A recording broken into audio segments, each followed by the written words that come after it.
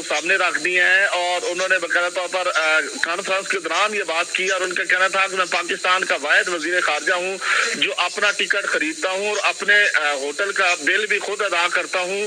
میں اپنے بیرون ملک دوروں کے اخراجات کا بوجھ قومی خزانے پر نہیں ڈالتا اور اگر ایسا کرنا بھی ہو تو بطور وزیر خارجہ یہ میرا استحقاق ہے.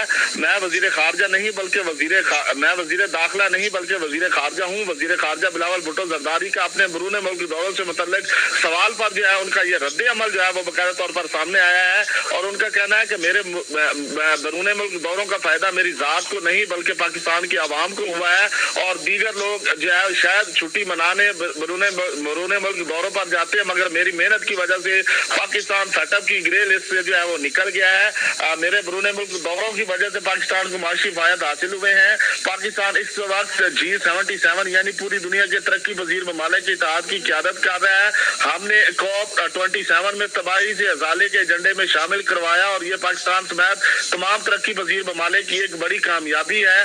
آپ ہماری G77 اصلاحات کی دستاویزات کو ملاحظہ کریں. دنیا کے تمام ترقی پذیر ممالک نے مطالبہ کیا ہے کہ عالمی فنانشل ادارے امیر ممالک کی بجائے غریب ممالک کو یہ فائدہ دیں. یہ کہنا ہے بلاول بھٹو زرداری کا اور باقاعدہ طور پر انہوں نے اپنے دوروں کی تفصیلات جو ہیں وہ بھی عوام کے سامنے رکھ دی ہیں اور ان کا کہنا ہے کہ میں ہمیشہ تمام کے تمام اخراجات جو ہے وہ جیب سے کرتا ہوں اور قومی خزانے پر جو ہے بوجھ نہیں ڈالتا. جی ٹھیک ہے. ضمیر حسین ضمیر اپڈیٹ کر رہے تھے. آپ کا